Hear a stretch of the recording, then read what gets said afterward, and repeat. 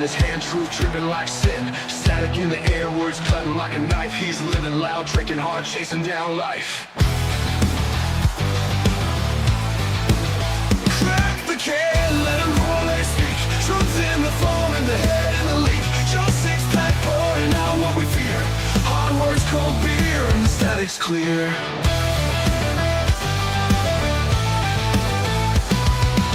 Echoes in the night, his voice breaks the chain. Six-pack sermon spilling venom through the pain. Battered by the bottle, bruised by the grind. Still he's screaming for answers he'll never find. Crack the can, let it roll. Driving down the highway, and he's dropping hot takes. He's driving down the highway, and he's driving it straight. He keeps on driving that big rig, and he ain't slowing down. He's got his pedal to the metal, and he's flying through town. Trucking down the highway, yeah, he's driving so fast. Trucking down the highway, ain't gonna finish last. His engine's running hot, he's putting on the brakes. When he's done trucking, that's when he's fighting with the brakes. Trucking down the highway, yeah, he drives it so straight. Trucking down the highway.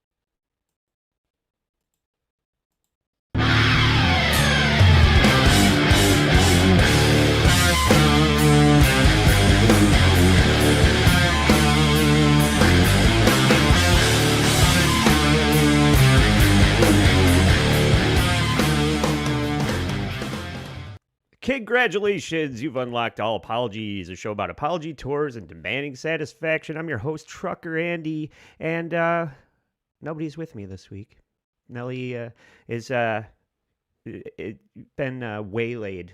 I think she's getting breast augmentation. She's getting one enlarged and the other one reduced, so eventually they'll match. But she wasn't able to make it this week, so we are covering the part 2 of the Shia LaBeouf interview, and it's relevant because I guess he has been up to no good yet again. Let me see if I can share this with you guys.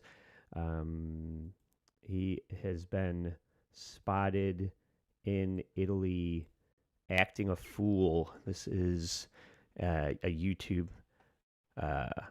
Here comes my special guest co-host. Let's add the great. We had to substitute €1 for another. Please welcome to the show, Hughzey. What's up, dude? How's it going? And the whole time I've been saying to myself, I've been going, Nelly. I hate that fucking song, but how catchy. Yeah. Almost as catchy as the AIDS that Nelly is currently in the hospital for. I just thought of a doctor. Yeah.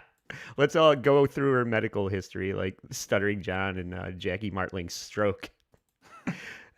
She's stroking out. And we're all stroking, We'll save that for the Edge Files, though. So, Hughzey, you missed part 1 of the Shia LaBeouf interview. Are you aware of Shia crashing out in Mardi Gras? I've heard so many stories about him for a while of how much of a fucking nut he's been. Yeah. Like the story of, he did that war film called Fury. Fury, yes. Where he, in real life, cut his face with a razor. Oh, because in it the character would have battle scars. So Shia LaBeouf now has a real life scar on his cheek because he cut it himself. oh, I saw that in the interview. I didn't know that he did that specifically for Fury. I think he pulled a tooth out also for that. I heard. Yeah. How about try acting? Yeah, I know. Less meta, more talent. Yeah. That's what we would all prefer. But this just happened yesterday. This shit is happening in real time at 2 o'clock on the 22nd. Oh, this is today. Uh, he's just screaming at a woman in an Italian cafe. They don't really know why. He's always hammered, which we don't have any complaints about that. But I he's just think I just think it's hilarious to think that he wasn't even actually with her. yeah, you'd think maybe they were together and he's carrying on, and she is making a decision to not sit with him because he's pissing her off. But is Yeah. this just a random woman that he's screaming at? That can't be the case. Yeah, and I hope it's for some really great reason. Like he's like, who the fuck puts the milk in the coffee first? Yeah, yeah, yeah. Are you actually putting ketchup on a hot dog? What are you doing? Those are eggs. There's sauce within the egg. You don't need to put sauce on top of sauce, you whore. Yeah, and then this is another one. He's just milling around a hotel, harassing a woman for a light in his underwear.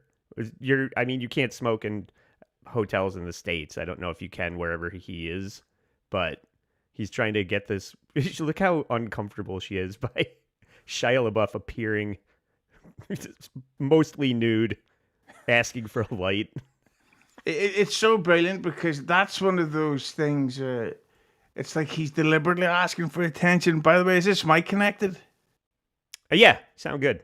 As far as I could tell, is anybody in the chat disturbed by the quality of the audio? I don't know. Can you hear this tapping? Yeah. Oh, good. Yeah, so there's no way that Shia LaBeouf, with all that money, would be smoking, and he's like, oh, but I can't afford matches or a lighter. And are you trying to tell me that in these big luxury hotels, there's nothing within the room that he's like, oh yeah, I'll just use this to light the cigarette instead? He's like, I know, I'm gonna walk down the lobby because I'm crazy Shia LaBeouf playing up to the fucking controversy, and I'll ask one of these stupid looking women to give me a light instead. Like it's really like he's playing up to the controversy. It's stupid. Yeah. Well, it's just part and parcel with everything that's been going on with the Mardi Gras thing, which the more I watch him in this interview, the more I'm Team Shia. I just, I enjoy the antics at this point. He's a party. He's a party on wheels, and I want him to come to Hackamania so he can, so we can rock out with our cocks out like he's doing in this hotel. But There's absolutely going to be stories that will be revealed eventually, letting us know about what was done to his anal cavity when he was younger. I mean, he was literally in a film called Holes. yeah, they didn't call it that for no reason, right? Yeah, that was actually his nickname around Hollywood. Yeah, he's squatted up with Corey Feldman in that regard, I think. You can't be a child actor in Hollywood and come out unscathed, it seems like. But this is the second half of the Channel 5 interview with Andrew Callahan. I think when last we left Shia, he was unapologetically wasted at Mardi Gras. And in this first clip, he is... I think he's trying to let Jesus take the wheel for a lot of these things. I don't know how you behave this way and then also claim that you're super religious, but that's what he's doing. And at this point, Andrew's questioning him about his faith and his antics, and he was asking him if he thinks, he'll go to heaven or who's in hell. And this is Shia's answer here. Catholic and let's say a more progressive Christian. I really fuck with the Bible. You believe in hell and stuff? Yeah. Who do you think's down there? Who's down there? Martin Luther. The man who wrote the Protestant Reformation. Martin Luther's there. Yeah, he had the special haircut. He's gone. That fool's gone. For denying the divinity of the Pope. There's a whole lot. We could talk about this. This will be the whole rest of the interview. I don't want to do that either. I'm not Mel Gibson. I'm not trying to be out here doing that either. So the only person you can come up with that's in hell is Martin Luther that is not Catholic. Well, he is Mel Gibson because Mel Gibson yelled at women as well. Yeah, he's more Gibson than anybody. Yeah, and he's got this thing, not to get political, but he's like a big liberal. And he's got that thing where it's like, yeah, it's okay though if I say this stuff about these people because I'm a liberal.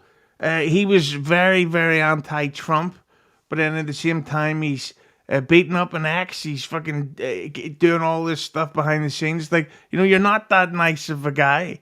Yeah. And I always say it's that whole thing of, the bigger the preacher, the darker the sin.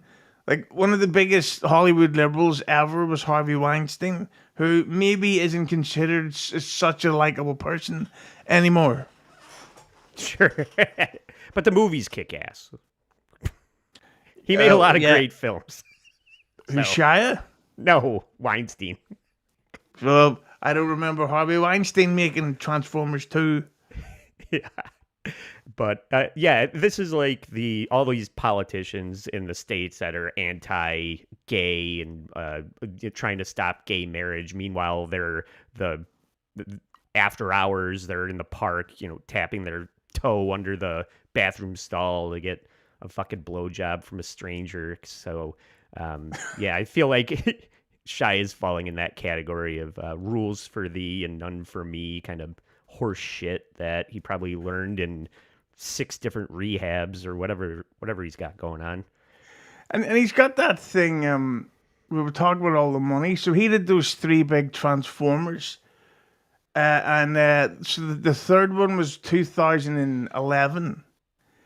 And I'm sure he still made a lot of money from that, but it's kind of, not to get into the Dabbleverse, it's like that Opie thing where it's like, how do they still have the money? Like, where's the big pay coming to warrant, the taxes and the spending since then? That's what I find fascinating about this, because he's done a whole lot of films since 2000 since Transformers 3. Mm-hmm. But they've all been like very small scale, lower budget films. So I'm really it's interesting to see how he's getting this money. It's like, is he doing like a Nicolas Cage? Like, this is one last big hurrah, and I'm going to keep going until it all ends naturally. Yeah, it seems like he's only working so that he can fuel his binge drinking. And I'm glad you brought up Transformers, because in this interview he does reference Michael Bay here, how he kind of has a chip on his shoulder based on the way that their working relationship went down. You mean they're trying to teach you something? I learn more when things go wrong. That's for sure. Yeah.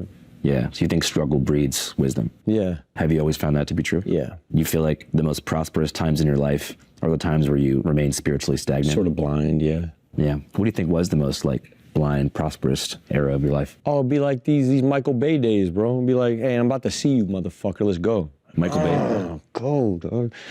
Yeah, be them days. Be them around them days. But we love each other deeply, you know what I mean? I met him in a wild time in my life. I love him very much, and we got unfinished business. I wonder what that means. Well, I can tell you, and get ready to get those party streamers out, everybody, because Michael Bay is back in the Transformers franchise, and he is currently working on Transformers 6, 7, or 8, I don't know. But Michael Bay is back, and I would assume before all this shit, so would have been Shia LaBeouf, or LaBeouf, whatever he's called. But I have a feeling it's not going to happen now. Yeah, it doesn't seem like he's a reliable investment in a production. Yeah, but what he seems like is, I don't know if you ever heard the theory about Tupac Shakur, that he did this film called, I think it was called Juice or Above the Rim or whatever, where he played a street gangster, even though the real Tupac isn't in real life. But they say that Tupac gets so into character that he really never shook it, and then in real life he actually did link up with legitimate gangsters and get involved and all that shit. It seems like Shia LaBeouf is like still in character from some tough guy role. Like he says dog all the time now. And the way he walks around like with this fucking frown face like he's a tough guy. It's like, yeah, everybody's seen you on Even Stevens and thought he's going to kick everybody's head in. Yeah. He was cast in Transformers because the character is an ugly nerd who gets lucky and finds a fucking magic car and then bangs Megan Fox pre-surgery when she was still attractive. Yeah. And I gotta be honest with you, so it seems like he's in character playing some street tough from some shit film that no one's gonna see, and he's stuck with it. Yeah. Yeah, he's definitely, I mean, even this thumbnail here, he did that like Chicano gangster movie, and he talks in this interview about spending time with some LA gangs when he was whatever, trying to learn how to act cool, and it feels like he never did drop that. But if you were, 5'7" and kind of had a Napoleon complex, you would probably try and act like a LA Mexican street gangster as well. Yeah, it's basically like he seems almost like he's embarrassed of his upbringing, and it's kind of like, I know your favorite song of all time is the one that Jay-Z did with Justin Timberlake, and you could just imagine those conversations behind the scenes. Jay-Z's like, yeah, I grew up dealing with horrible police racism and bigotry, and we had to resort to crime and drug dealing in order to get by. And Justin Timberlake would be like, yeah, I was on the Disney show. Yeah, right. If you were trying to remove credibility. I mean, if he's going to be in Transformers 10 or whatever the fuck they're doing, they better have the Constructicons in it, or else I'm not there for it. So I'm pretty sure they've been in it. Has that one been done? I gave up after the second one, Hughzey. When you couldn't even see what the fuck was happening on an IMAX screen. You're watching it and it's just all a blur and you have no idea what's going on. How am I supposed to give a shit? So I stopped giving a shit. I think that with Shia LaBeouf, because he actually has made some pretty good films, but it's weird in that a lot of the good ones are the ones that nobody's seen. Like when your big hits are these piles of Transformers shit, you're then considered a bad actor. Like he did this. There's a film, I don't know if you've seen it. It's called A Guide to Recognizing Your Saints. Never heard of it. Well, it's him, Downey Jr., Rosario Dawson, and Channing Tatum, and it's about the story of this novelist looking back on his life growing up in this like shitty rundown area, and it's very good. And then he did a film called Eagle Eye. Have you seen that one? Yes, I did. Yeah.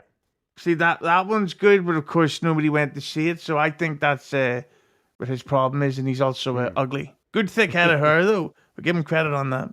Yeah. See, Nelly's not here to defend him, so we could shit all over Shia and his fucking Wild West mustache, whatever he's doing over there. Oh, and she's pro Shia? Oh yeah. Yep, she loves the drunk antics and all the tattoos. She's like here for it. Yeah, I wonder why. You know who else is here for it? Mia Goth. What is your take on Mia Goth as an actress in general? But I think that she's a really weird, strange actor who, I don't know, when I look at her, even though she's like playing the lead in these big Hollywood productions, I just feel sorry for her.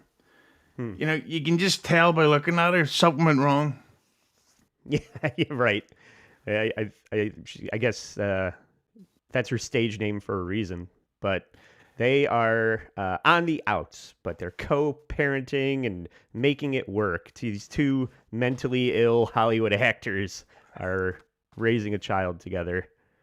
The news and shit. You saw your ex-wife said that you should be in rehab. You gotta say what you gotta say, bro. Save Faith. Let her live. That's a good girl. That's one of the best girls that ever lived. She's incredible, that woman. Incredible. That's an incredible woman.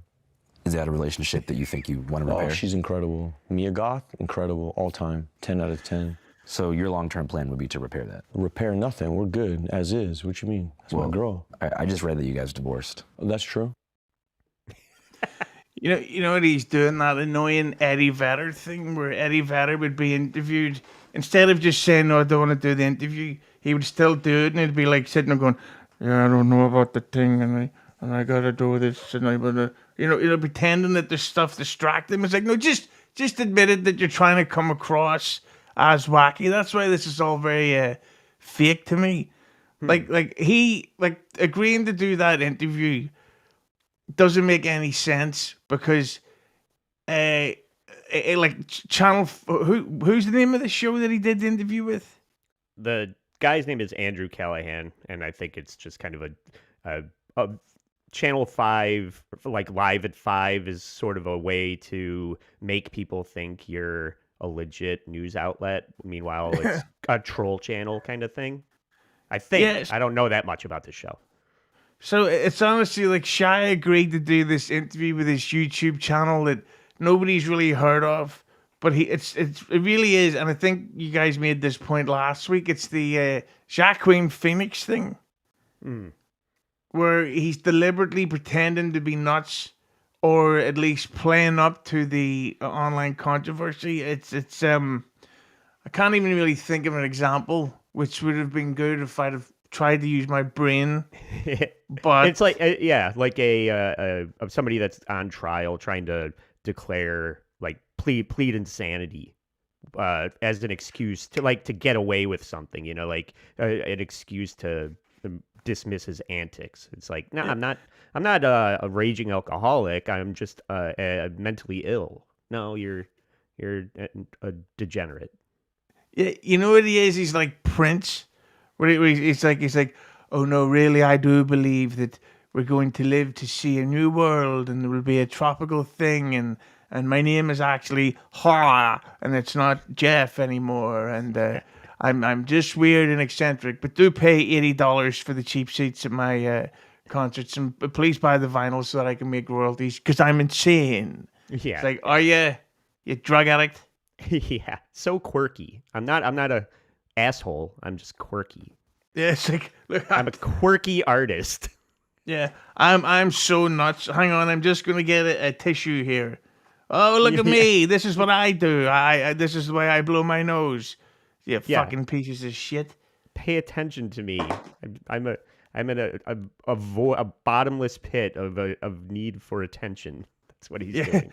We're crazy, dog. So nuts. And the person that is the real victim is his 3-year-old daughter. She knows daddy's a Rolling Stone. She knew that for a while. And she knows mommy's a Rolling Stone too. In her way. She got cool parents. Yeah. She's gonna be a cool kid. That's for sure, dude.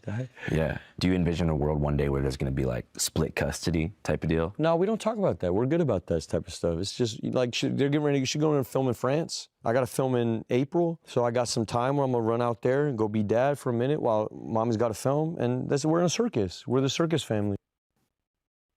I'm sure when your daughter's on OnlyFans diddling herself, she'll be telling everybody how cool her dad that was never around was. Yeah, go tell Lawrence Fishburne's daughter how she grew up. Do you know that one? Yeah, and she's telling everybody how cool her dad was. So cool that now we can see her cunt and arsehole online, which seems like a good idea because she's in shape, but then she has Lawrence Fishburne's face. So no thanks. Mm-hmm. And this was curious to hear when he's talking about getting bailed out And did you see the movie X? I didn't see any of them, though. Okay. I've seen them marketing everywhere, which is ironic. Hey, you ready to laugh? Yeah. I guess Shia should add an E to those film titles. Hit the like button. Yeah. Yes. But Mia Goth, Shia's ex, it was in X with Kid Cudi. She gets dicked down by Kid Cudi. And apparently, when Cudi heard that Shia was in jail, he showed up to bail him out or tried to go to bat for him in some way. I'm on bond. Yeah, I'm on bond right now. Wait, so you're out on bail? I don't know what it is. They told me I'm on bond. Yeah, you're out on bail. Okay, then you said it. And then I gotta take my shotgun in there in the morning. Can't have a gun, can't be on drugs, can't be in no fuck around, and can't leave the country. How much was the bond? I have no idea what happened. Does somebody bail you out? I have no Hang on. idea, bro. Yeah. I know. But he has left the country and he has fucked around. I know he's in Italy right now yelling at a woman in a cafe. You call those car ads, you bitch? Yeah. Who knows what goes on? He's a famous celebrity, so he could do whatever. That's how it works over here, Hughzey. If you're famous and you have enough money, rules don't apply to you. You can, whatever. Fuck kids, leave the country, own guns, host podcasts. Yeah, exactly. Oh, Thundercat tried to get it going. Steven and me are very close. I know him from school. He tried to send his people out, and I love you very much. That's a good man. Cudi did the same thing. Can I give a genuine compliment to Thundercat? Yeah, who is that? I don't even know who that is. Well, he's like an R&B guy, but he has a legitimately great song he did with Kenny Loggins and Michael McDonald called "Show You the Way," and it's a total throwback to the yacht rock type stuff done with modern production, and it's legitimately brilliant. But he's a you-know-what, so therefore no praise. I just found it interesting that Cudi is just like, he must be cucking Shia. He probably banged Mia Goth for real, and then when Shia gets arrested, she's like, "Oh, my baby daddy's in jail. Somebody help me!" And her side piece, Kid Cudi, shows up to save the day. That's what it seems like to me. That guy Cudi is a dickhead. I don't know if you ever heard of this rapist called Kanye West. Have you heard of him? I was Jim. I have. Well, Go ahead. Well, he was so. This is what all you crazy kids these days don't understand. Is that he was so big at one point that he legitimately held an event at Madison Square Garden where he debuted like the demos or the early mix of an album he had coming out, and it was that's big fucking time where and I think it was free to attend and everything. So Kanye West is on stage playing this stuff while Kid Cudi comes out dressed as like a fucking a pilgrim with one of those like squirrel hat things on. Okay, yeah, like a he's Davy Crockett hat. That's what I meant to say. Yeah. We'll fix this. We'll fix that in editing. No. And he's just dancing around like such an attention-seeking dick. And then also he, of course, was part of the Diddy crowd. Yeah. He was part of the great films such as Entourage, the movie. You know, like he really is a talented person.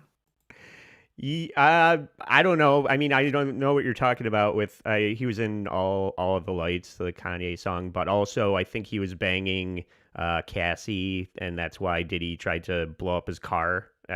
So he's, I mean, if you're against Diddy, I guess you're on the right side of history, but he does seem like he is maybe getting with women that are spoken for. And as far as Diddy's world goes, it's probably less relevant, but it seems like he has laid claim to Shia's ex-wife. Well, Cuddy's one of these people that exemplifies what being part of the Hollywood scene can do, and that you don't need to have success, but they will continuously employ you and pay you a lot of money to do stuff. Hello, Mark Wahlberg. Fun game. Name a Mark Wahlberg hit, and Hit? to make it even more fun, Transformers 5. that was very good. You know. Yeah, but Mark Wahlberg doesn't have hit films. Neither does Kevin Hart. I was going to say Kevin Brennan. Kevin Hart has had his man continuously makes films for Netflix. I think he makes 3 to 4 a year. Name one. Yeah, I couldn't. Yeah, and they're getting paid tens of millions per film. It's like, what the fuck is going on here? There's no reason that they can keep getting work while other actors are struggling to get, news weekend update segments on Saturday Night Live. I fucking hate Kevin Hart. The Eli Roth Badlands movie was one of the worst pieces of shit that I've ever seen. So much so that they just released it onto Hulu for free at one point. That's the only reason I saw it, because it was in theaters. I turned on cable and it was available because it was so bad that they couldn't even give it away. My Kevin Hart story, and this is true, I almost get a kicking over this. He made a film over here, an action film in Belfast. It's something to do with being part of a heist thing. And it wasn't a comedy. It's Kevin Hart's playing the tough guy thing. So, yeah, I know. Yeah, he can kick my ass. I'm afraid of him. Oh, no. He's a real transformer. And so when he was here, he was doing warm-up stand-up shows around our comedy clubs. And on the same night, he was doing a show in this place called The Limelight. Kurt Angle was doing a one-man show in room 2 of the Limelight. But for some reason, we all get these emails saying, oh, the show's actually happening at 3 in the afternoon. Okay. Not at 8 p.m. at night. And I'm like, what the fuck? So, of course, we all get totally drunk at it anyway because we're immature losers. And I went to go for a piss, and the security guy, who was fucking enormous, an American, and he says, sorry, this toilet's occupied. And I'm like, and of course I thought I was tough at the time. And I'm like, what the fuck are you talking about? Let me go for a piss. I'm a tough guy. And then I realized there was like about 4 or 5 guys there. And it's like, this is Kevin Hart's security team. And right up the stairs, I don't mind pointing because you wouldn't know, Kevin Hart was there having his photo taken for his fucking cunt Instagram. And I almost yelled cunt at him, but then I really would have got a kicking. And as I mentioned, I'm not tough at all. I'm incredibly weak, and I would have cried. That's awesome. I wish that the story ended with you getting your ass kicked, but it did, but later on that night, a different kicking. Okay. But I like to imagine that a midget Kevin Hart was beating you up. That sounds fun. Grok, make that for us. Okay, so now out on bail, fresh out of jail, what does a drunken, disorderly Shia LaBeouf do once he makes bail while Mardi Gras is happening? Round 2, baby. When you're first fresh I out. went right back to the fucking French Quarter. It was about to be the fucking Zulu parade. Come on, dude. It's the parade. Did I see you had papers in hand? Yeah, I was ready to get it. What do you mean? You can't have half a Mardi Gras? Just go straight back. Try to find those gay guys that got him arrested. Hi, boys. Did you ever see the thing he did during the I think it was the first Trump presidential campaign? His art installations. That comes up in a little bit here, yes. Oh my! I used to literally sit and watch that all day. The "He Will Not Divide Us" thing, where like and the thing is, and I'm not picking sides, but it really shows you that the right are fucking hilarious trolls, like unbelievable. Don't give a fuck. It really funny, while the left are legitimate fucking nuts who like they're insane. Like I remember there was a guy one time who stood there for 4 hours, literally yelled for 4 hours, saying that, going, "He will not divide us," and he kept chanting that. And it's like, and then the right were trying to say to him, "Listen, do you want water? Do you want something?" And he just wouldn't stop. And it's like you people are fucking demented. This backfired, and that's why Trump won. Yeah, and it's funny because I don't have them legitimately discussing the art installation thing, but he is still trying to defend that as a successful performance art piece. And when we get to the end, it's kind of towards the end of this clip package, but I'll bring it up because he's beside himself with what a failure it was. Like, he can't admit, like, Stuttering John level denial of what a failure it was. I'm going to post you a link here in the private chat where somebody has highlighted the epic trolling of "He Will Not Divide Us." Oh, okay. And if you're like, yeah, while you're doing that, this next clip is about how he's trying to defend his antics with comparing it to the Amish Rumspringa kind of mentality and Native Americans that have a sober season where they dry out and fast, and then they will have a drunk season where, like, all of the, everything in moderation, including moderation, they just, like, take the brakes off. And somehow this is supposed to be healthy for him. The way he's behaving at Mardi Gras is cathartic, and his behavior is now excusable because of Rumspringa or whatever the fuck he's But they also have another season where something like a quinceañera, and I don't know if it's at 15 or 16, but there's a period of life where they encourage drunkenness. Jews also do the same thing. The Amish also have Rumspringa. The Amish do the same thing. Germans do the same thing. I get that I'm the wrong guy to proselytize this shit. Yeah, it's like, you don't put the mouse in charge of the cheese. This is not for Shia to explain how getting hammered ass drunk and going to jail is actually a good thing. yeah, and it also seems like it's one of those things that he discovered that after the point. Yeah. Where it's like, well, I mean, I'm 1/5 Swedish, and everybody knows that in February in Sweden you do coke in public. At least, it's like an underground religious thing. It's not that I am dealing with PTSD of getting effed in the A before I got my Transformers work. Yeah. Let's go.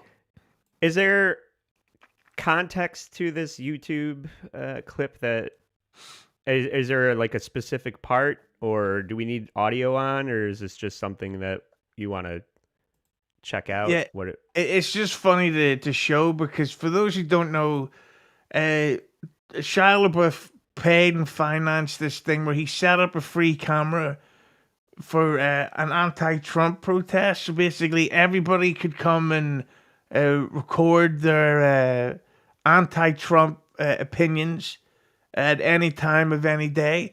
But the thing that's so funny about it is that the anti-Trump people came down to protest it, while the pro-Trump crowd just came down and trolled the living shit out of everybody, and it is so fucking funny. Yeah. This is like that Portal thing where... And shagging into it. Is that Alex Stein? It's primetime Alex Stein running around calling Shia a libtard. You see, basically. Look at that. That's for... Is anyone watching this video version? Shia ran into the street to fight the guy. Stop disrespecting my cool art installation.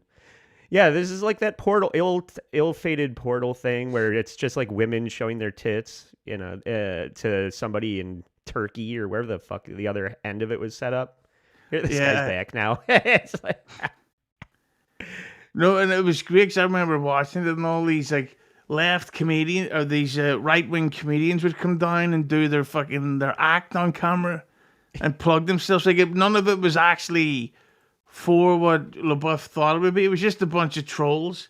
Yeah, I know. It's just you might as well have just started singing "Imagine" with Gal Gadot. Yeah, just like don't try so hard. Nobody wants this from you. This is not.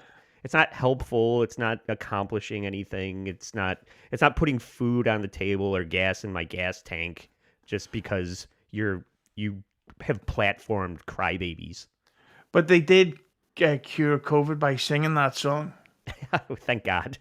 Yeah. It's all over with now. Nobody's getting it anymore. So thank you. The sweet irony is that they're doing a cover by a guy who openly admitted to beating his wives. So fuck him, John Lennon's a cunt. Amish Quinceañera is a great band name. Yeah. That's gonna be the I knew Isotopes it. next EP. Yeah, I don't know what that sign said. There was probably gamer words on it, if I had to guess. But Shia wants everybody to know that he's a real one. He's authentic. You know, you could tell by his code switching, the way that he talks, and got all gang tattoos and grew out a Chicano mustache, that he's an authentic person, and he is the spokesperson for a city full of homeless and degenerates and pedophiles. LA is dead. You don't even feel it like when you're It's on gone, bro. Bonnie Brae I'm by an the Angelino carpet. for real. I really am full-blown LA. You couldn't get more LA than me. I am so LA. More than Esteban Oriol. Who is Esteban Oriol? Oriol, he's just like a famous photographer. He doesn't matter to me at all, bro. You talk, you talking about, I know who you're talking about, and respect me. He's very important. You talking about the dude who does all Mr. Cartoons photography. That's the most LA guy I can think He's of. the most LA guy I can think of also, and he's very important, and forgive me.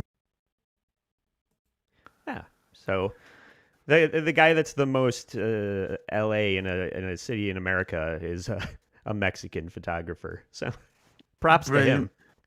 But he definitely is in character for something, because you can see that he's trying to put on this like I'm a tough guy act. Mm-hmm. Like, I don't know if you've seen there was a video of him.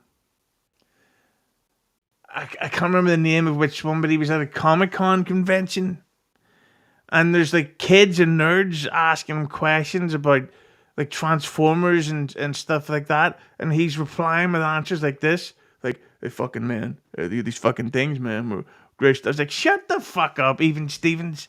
Yeah. Yeah.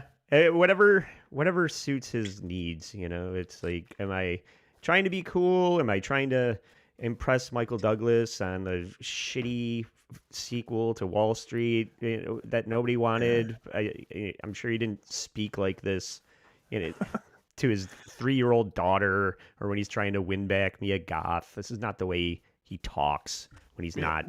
What he's going through is, because you can see he's got the grey in his hair, and he's going he's got to be in his 40s now.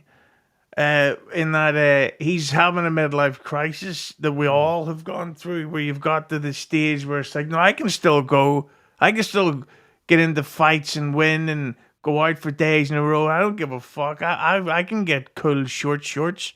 I'll drink a beer during this interview. You think I give a fuck? I'll drink the whole of this beer.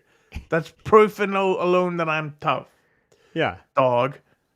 I took 2 weeks of weapons training and martial arts for a movie once, so that makes me a ninja. Okay. Stop fucking kidding yourself, dude. Yeah, because he's also claimed that he's fucked Megan Fox, and he claimed that he knocked Tom Hardy out on the set of Lawless. Is that right?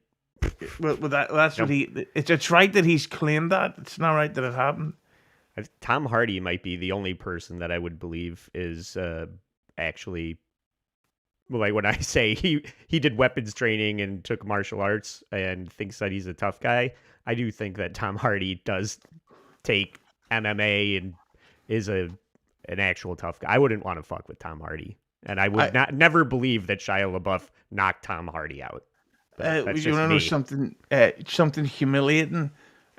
When Tom Hardy did The Dark Knight Rises, He bulked up to an enormous 190 pounds. Right now, I weigh 250. Shut the fuck up. You do not. 250. All muscles. So let's go. Yeah. Must be all in the pants because you can't tell. I am quite home. No, it'll be in your see. DMs afterwards. Yeah, yeah. I'll see you at Hackamania.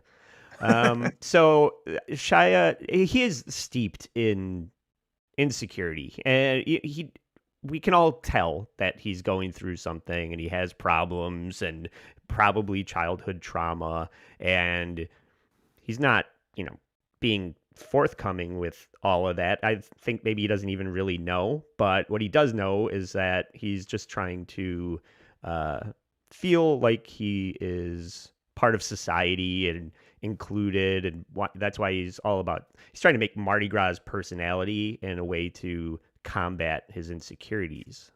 I do it because I want so desperately to fit in, bro. I just want to fit in, which again goes back to this drinking shit, goes back to AA, goes back to this whole thing, goes back to marriage, goes back to family. It goes back to the whole thing. If you really boil the whole fucking thing down, bro, I like connecting with people. I'm desperate to connect with people. And I love Mardi Gras and I love New Orleans. What do you do with that? You say it out loud, you accept it, you take your bumps. I'm gonna go sit down probably for a while, yeah. But I'm gonna be out here. I like it here. I really do. It's connecting. It's interesting that he's talking about connecting with people. Meanwhile, he is fighting gay guys that are only trying to connect with him, maybe in a way that he doesn't want to be connected to. But I love connecting with really attractive groupies and straight guys who want to buy me drinks. Yeah, that's what life's all about. But then gay people scare the shit out of me. Can't go into it because I signed an NDA. That wouldn't shock me. Just to get conspiracy-ill about it. Conspiratorial. Yeah, that's what I was going to fucking say. I would assume he's got some type of annual income to keep his mouth shut about what was done to his arse and little eager mouth back in the early days. Yeah. This guy, something happened to his hole. The one pun gets it. Yeah, and I think that's why he keeps getting paid every year a little bit amount of money to keep his mouth shut. And until then, he will continue this downfall. Probably. So, yeah, you were saying he signed an NDA. I'm sure his lawyer is texting him probably every minute of this interview, telling him to shut the fuck up. And he lets something slip. He lets a lot of things slip in this interview, like names of AA sponsors and people in meetings, and this guy that was a big brother to him, taking him to Tijuana and getting him hammered when he was 16 years old. Just like unfiltered, like throwing people under the bus, unintentional doxing, like Stuttering John style during this interview, because he I don't know, he doesn't have his faculties or whatever. So he starts to walk down this path of this conversation, realizes that he shouldn't be talking about it, and then quickly changes the subject to something. I don't know why he even brings this up.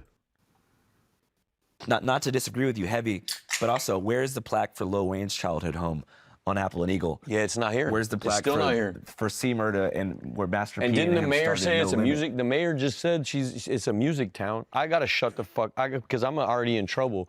So let's talk about something else. What do you think about fondue? I fuck with it, but it's nasty kind of on there. I don't fuck with it, not at all. What do you? And why did you bring it up? Hey, you know what I hate? Let's talk about shit we hate.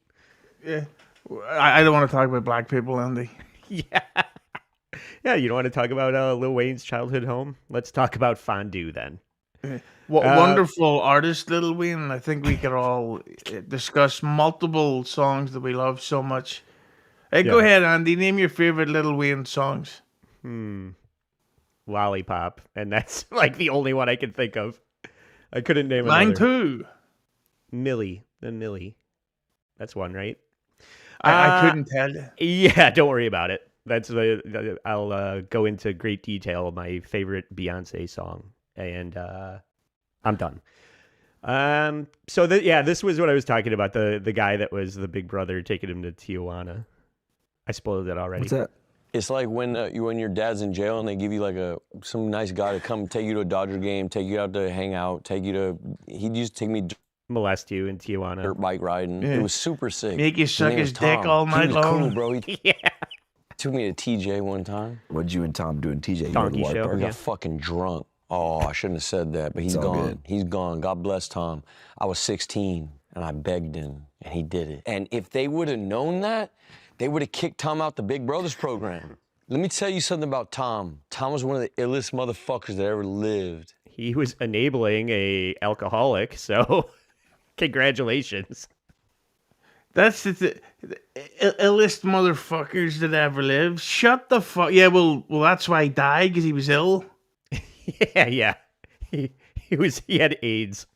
Yeah, I'm telling you, me and this guy used to drink all day and all night. He was a great friend of mine. I would call him up and we would go drinking, and he would leave his wife and kids at home for the weekend and we'd party. Oh, where is he now? Oh, he died.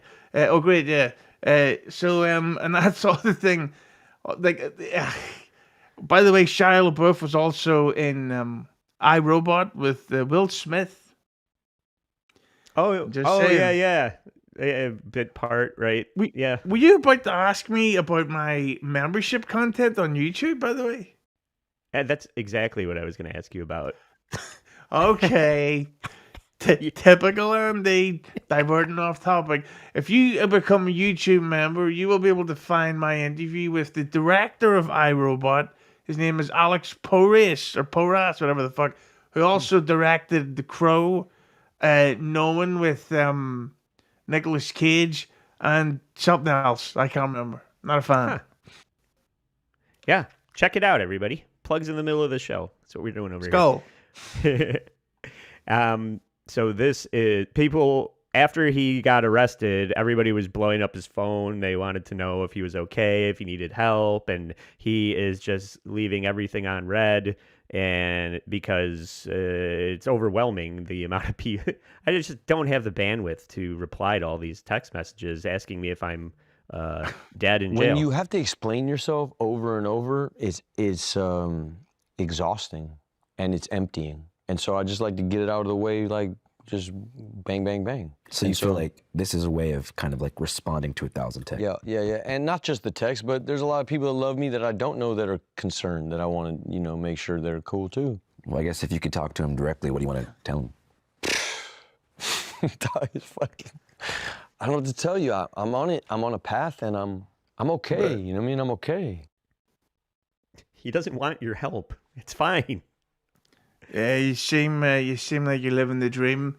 A divorcee getting beat up in the street with no shirts while you're walking around with your small penis being shown in hotel hallways saying, "You got light." Yeah. Yeah.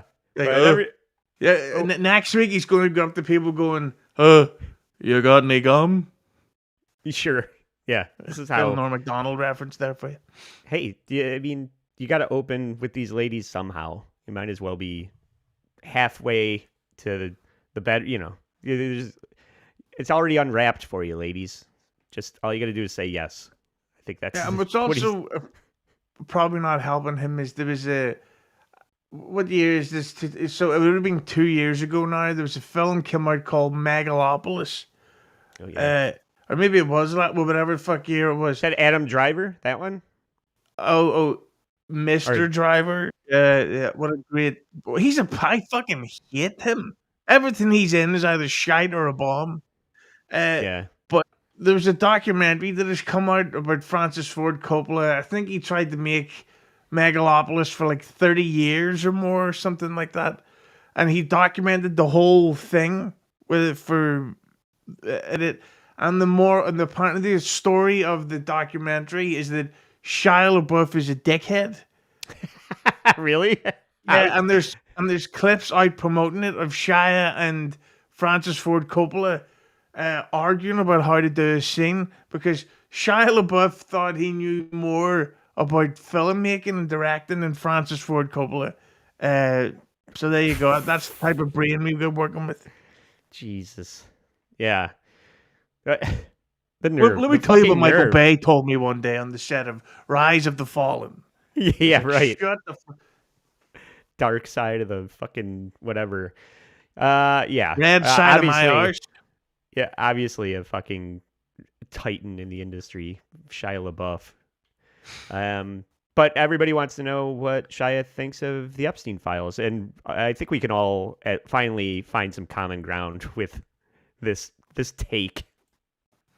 But were you peeping game when you were like out and about, like on the same day? Yeah, it was peeping game, you fucking cracker ass honky. All these documents are dropping. Nah, I mean, nah, bro. I was fucking chasing ass on Mardi Gras. What do you mean? I wasn't paying no attention to Epstein files. Nah, this shit is beyond me, bro. I don't get into this shit. Yeah, I just wondered. It was like the biggest news story in the world for a couple of days was Epstein. If you got no life, you know, you're just sitting in a fucking hole all day. You're not, you know, chasing ass and getting at it. And motherfuckers that are in the street, they don't give a fuck about this stupid shit. You know what I mean? It's if you're sitting home all day, just like, who got kidnapped? You know what I mean? Your life sucks. You know what I mean? You're a normie. Fuck off. But if you're out here, nobody gives a fuck about none of this shit. No. Can I translate that for you? Please. He's actually asking the guy, please don't make me have to think back to when I was the victim of SA. Yeah. I was already on Little St. James. Yeah. They used to hold me down and use fondue as lube. Yeah, that's why he's triggered by fondue. So this is just more of him saying why he is not in the Epstein files. His follow-up to his touch grass take on staying away from getting molested or whatever the fuck he's talking about. You know what I didn't do too? I swear you do. Come on, how? Bro, how, bro? Think deductive, what is it called? Deductive logic, deductive rationale, deductive reasoning. Yeah. You got there. He figured it out. Yeah, by the way, he's 100% on cocaine. I'm not even going to subtly hint at it.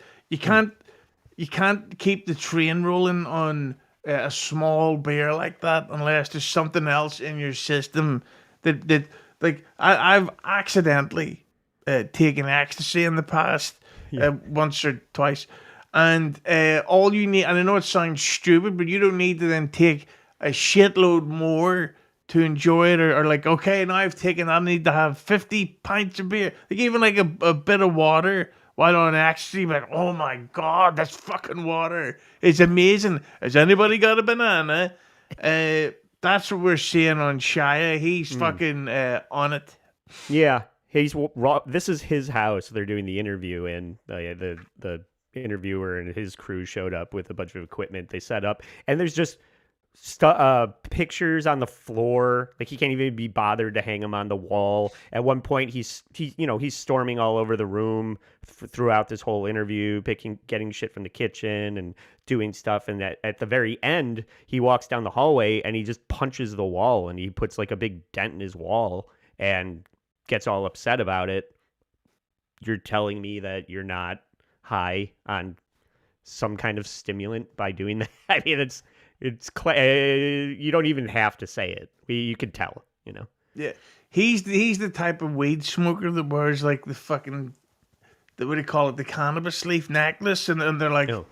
Yeah, right, exactly. But he also can't fucking speak. I got a lot of Johnny Depp type of vibes from the end of this interview, where if it's not scripted and memorized, then he doesn't know how to articulate a sentence.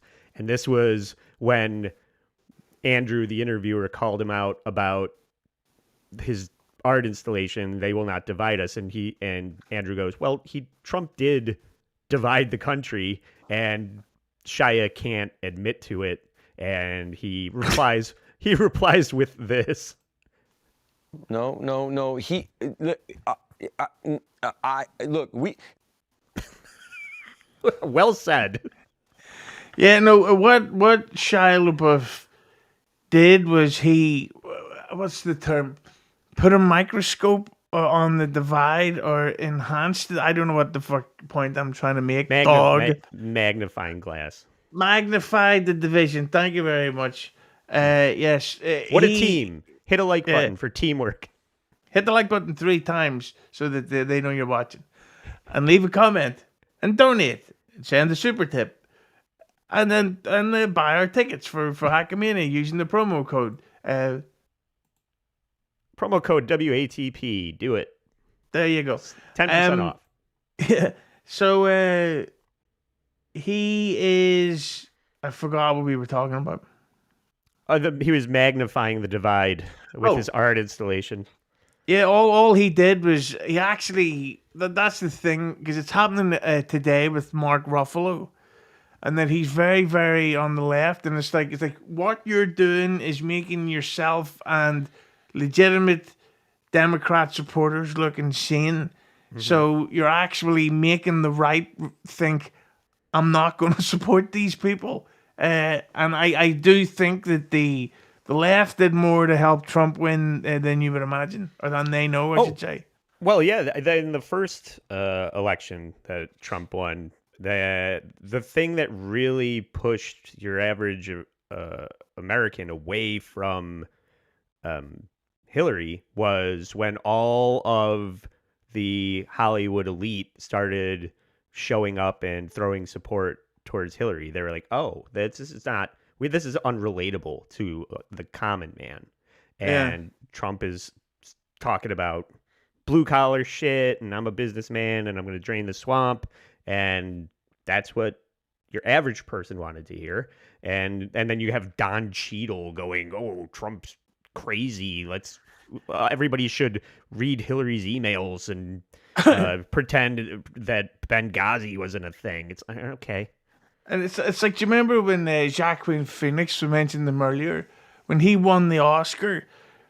And the thing about Hollywood is that they can no longer complain about the lack of diversity or sexism. It's like, well, you can't do that because Hollywood is bent over backwards and literally damaged its own legacy because they have focused so much more on diversity than quality, to the point that when he was doing his Oscar speech, he's like, okay, we can't talk about the fucking any of that stuff. And he goes, I've got it.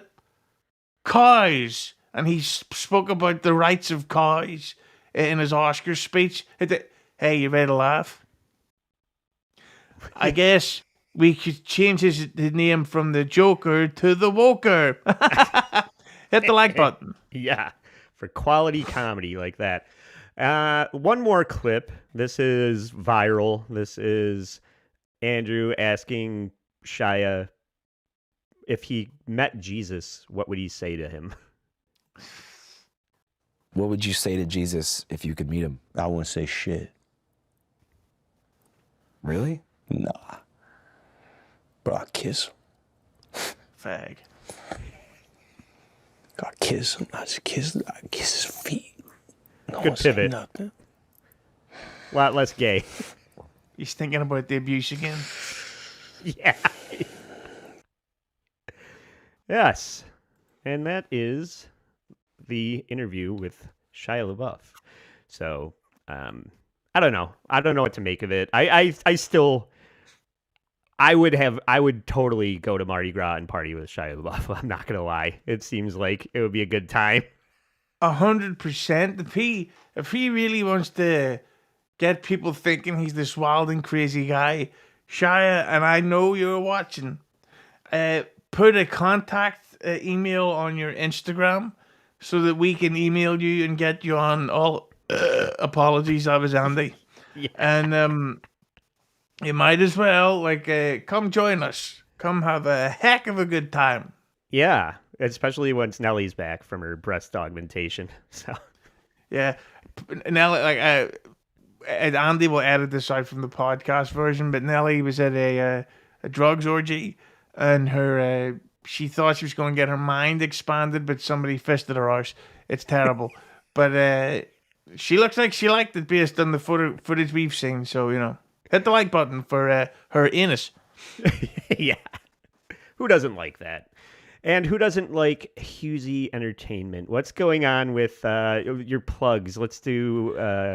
If anybody that's watching this now know that we're gonna roll over to Hughzey's channel in a couple hours and do an episode over there. Correct?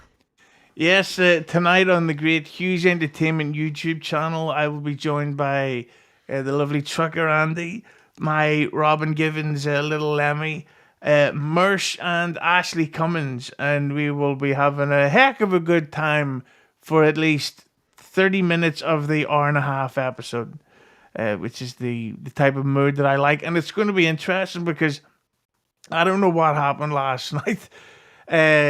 People are very angry at me today. Some clip is being shown on some show, and I woke up to a bunch of hate DMs and a lot of insults on Twitter and a bunch of YouTube comments. So, fucking suck my dick, dog. It's LaBeouf time. But so the chat should be fun. So make sure to come onto the show tonight. And if you really want to get to me, donate the insults because they will all be read out by my co-host because people can actually understand her when she speaks, which is a benefit to the show. Also, the audio version with bonus content is it's called It's Hughzey Hello, and it's all types of fun shit going on there.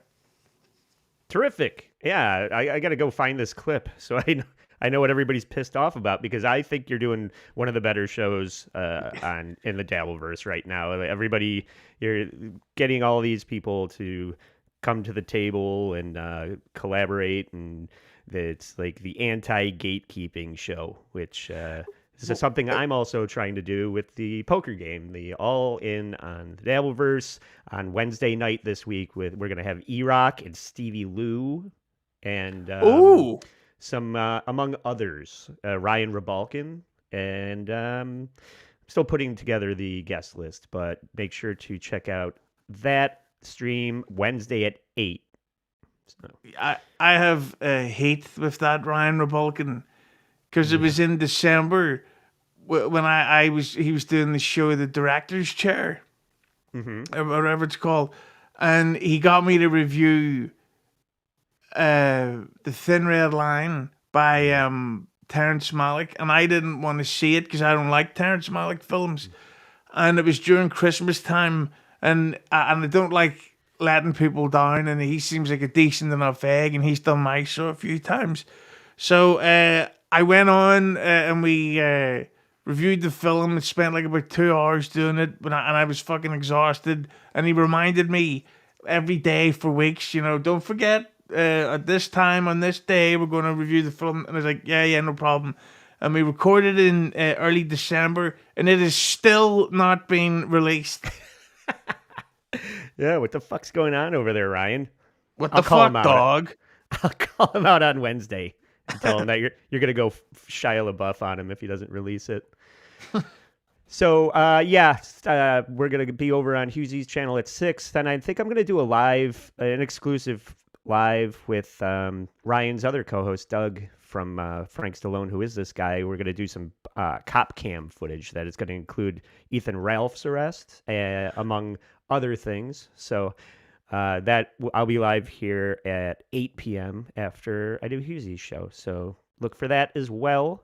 And if you want to know what else we got going on, please follow me on Instagram. And I'm always posting about what's coming up next. And if you want to support the show for free, or for $3 a month, I should say, there's plenty of content on Patreon and our members-only YouTube channel. So you can find that at staysorry.com. I changed our website address to something a little easier to type than allapologiespodcast.com. It's now staysorry.com. So find everything we have going on there. And for Hughzey, I'm Trucker Andy saying